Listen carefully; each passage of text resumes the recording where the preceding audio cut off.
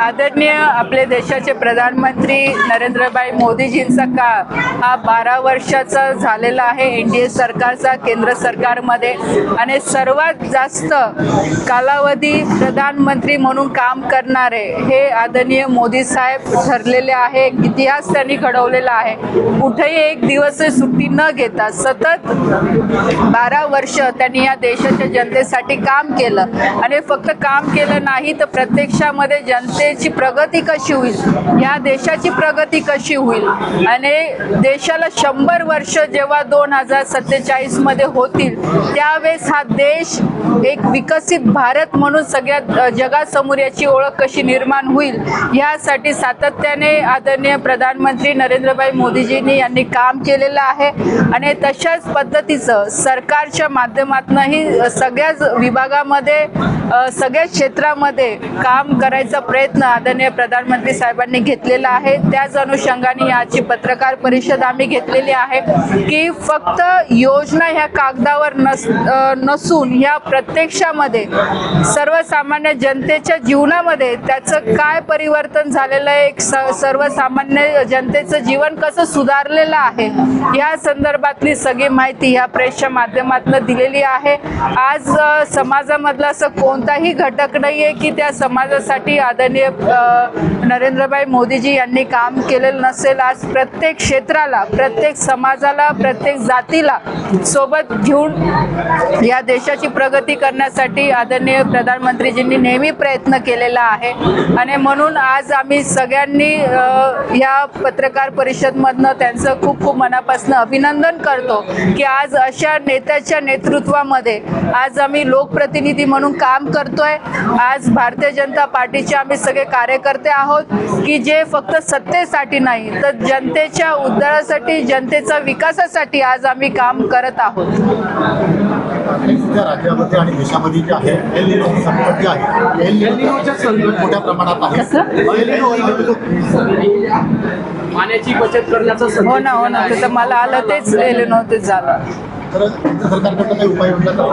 या संदर्भामध्ये आपण बघितलं असेल की फक्त उपाययोजना आजच नाही, गेल्या अनेक वर्षापासून सातत्याने सरकारकडनं वेगळ्या योजनेच्या माध्यमातून उपाययोजना करायचं आवाहन नेहमी सरकार करतं की वॉटर हार्वेस्टिंग असेल, प्लांटेशन असेल किंवा छोटे छोटे इरिगेशनचे प्रोजेक्ट असतील की ज्या माध्यमातून जास्तीत जास्त पाण्याची बचत आपण करू शकतो। आणि फक्त पाणी बचत नाही तर आज आपण बघू शकतो की क्लायमेट चेंजचा पण खूप मोठा इम्पॅक्ट ह्या सगळ्या गोष्टींवर पडत आहे की जेणेकरून पॉल्युशन कमी कसं होईल। म्हणून नेहमी आदरणीय प्रधानमंत्रीजींनी त्यांच्या भाषणातनं की आपण ग्रीन एनर्जीवर कसं कन्वर्ट होईल, त्याचं जास्तीत जास्त कसा वापर करू शकतो, सोलरचं कसं जास्त वापर करू शकतो, यासाठी नेहमी सातत्याने आवाहन केलेलं आहे। आणि याच्या पुढे सुद्धा त्या अनुषंगाने काम करायचा प्रयत्न नक्कीच सरकारच्या माध्यमातून होणार आहे। इवन आता सुद्धा ज्या काही नवीन गव्हर्नमेंटच्या बिल्डिंग तयार होत आहे किंवा नवीन प्रोजेक्ट होत आहे तर ते ग्रीन एनर्जीशी कसे कनेक्ट करता येतील यासाठी सुद्धा सरकारने काम सुरू केलेलं आहे।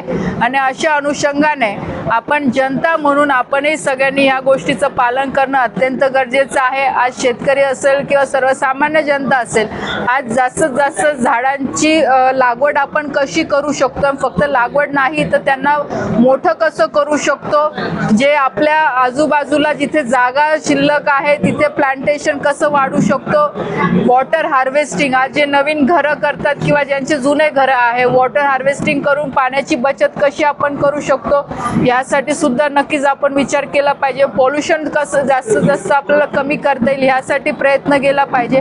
जेव्हा प्रत्येक व्यक्ती ह्या छोट्या छोट्या उपाययोजना करायला सुरुवात करेल तर नक्कीच याचा परिणाम आपल्याला भविष्यामध्ये चांगला दिसेल। निवडणूक प्रक्रिया येऊ घातलेली आहे, काय विश्वास वाटतो महायुतीला कसा बोलतो? सांगितलं ना, महायुतीची सत्ता आहे। आमचा उमेदवारच महायुतीचा निवडून येणार आहे, कोणाच्या मनात शंका नाही। आज विरोधकांना पण माहिती आहे की इथे महायुतीचेच उमेदवार निवडून येणार आहे। आता बस संपला आजचा विषय आहे।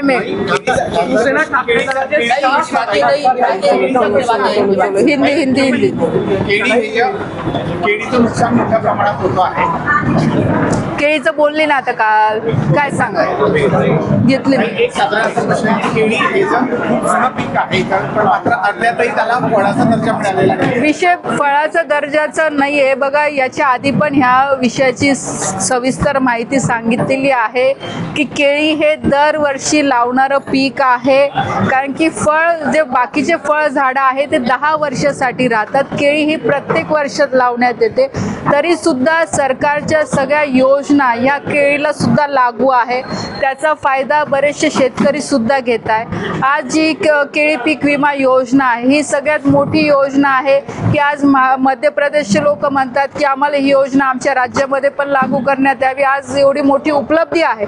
नक्कीच शेतकऱ्यांना जिथे जिथे अडचणी येत आहे तिथे त्या शेतकऱ्यांसोबत राज्य सरकार केंद्र सरकार पूर्ण ठामपणे उभं आहे.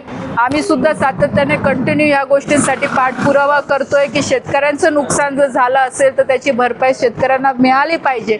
आणि मला पूर्णपणे विश्वास आहे की दरवर्षी शेतकऱ्यांना केळी पीक विम्याच्या माध्यमातून भरपाई मिळत असते आणि यावर्षी सुद्धा त्यांना मिळेल. पण मात्र अद्यापही त्याला फळाचा दर्जा मिळालेला नाही. विषय फळाचा दर्जाचा नाहीये बघा. याच्या आधी पण ह्या विषयाची सविस्तर माहिती सांगितलेली आहे की केळी हे दरवर्षी लावणारं पीक आहे. कारण की फळ जे बाकीचे फळ झाडं आहे ते 10 वर्षासाठी राहतात. केळी ही प्रत्येक वर्षात लावण्यात येते. तरी सुद्धा सरकारच्या सगळ्या योजना या केळीला सुद्धा लागू आहे. त्याचा फायदा बरेचसे शेतकरी सुद्धा घेत आहे. आज जी केळी पीक विमा योजना आहे ही सगळ्यात मोठी योजना आहे की आज मध्य प्रदेशचे लोक म्हणतात की आम्हाला ही योजना आमच्या राज्यामध्ये पण लागू करण्यात यावी. आज एवढी मोठी उपलब्धी आहे. नक्कीच शेतकऱ्यांना जिथे जिथे अडचणी येत आहे तिथे त्या शेतकऱ्यांसोबत राज्य सरकार केंद्र सरकार पूर्ण ठामपणे उभं आहे. आम्ही सुद्धा सातत्याने कंटिन्यू या गोष्टींसाठी पाठपुरावा करतोय की शेतकऱ्यांचं नुकसान जर झालं असेल तर त्याची भरपाई शेतकऱ्यांना मिळाली पाहिजे. आणि मला पूर्णपणे विश्वास आहे की दरवर्षी शेतकऱ्यांना केळी पीक विम्याच्या माध्यमातून भरपाई मिळत असते आणि यावर्षी सुद्धा त्यांना मिळेल. शेतकऱ्यांची मागणी आहे की ज्या पद्धतीने आपल्या महाराष्ट्राच्या शेजारी असलेला देश आहे राज्य आहे त्यामध्ये जवळपास 2,20,000ची त्यांना नुकसान भरपाई मिळते. तेच मी सांगितलं की प्रत्येक राज्याची योजना ही वेगळी वेगळी आहे.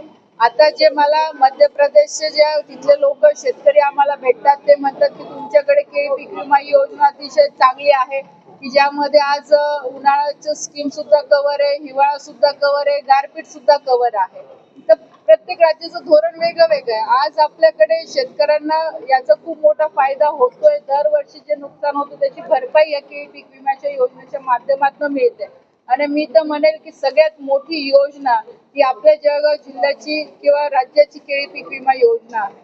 केळी पीक विमा ही योग्य आहे पण अनेक ठिकाणी केळीचं नुकसान होतं. मात्र शेतकऱ्यांकडे नेट नसतं. पण कंपनी जी आहे पीक विमा कंपनी ते सातत्याने शेतकऱ्यांना मोठ्या प्रमाणात त्रास देण्याचा या संदर्भात पूर्णपणे क्लिअर इन्स्ट्रक्शन देण्यात आलेले आहे. बैठकाही झालेल्या आहे. राज्य स्तरावरही बैठका झालेल्या आहे की जिथे शेतकऱ्यांची ऑनलाईन कंप्लेंट होत नसेल तर ती ऑफलाईन त्यांनी शेतकऱ्यांनी करावी.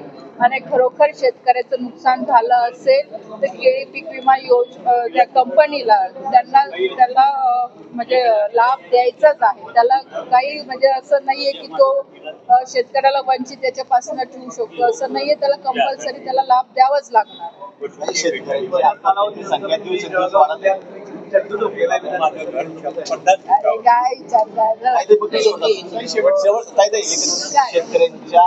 संख्या दिवसेंदिवस वाढत आहे. यासाठी केंद्र सरकारने काही उपाययोजना आखल्या.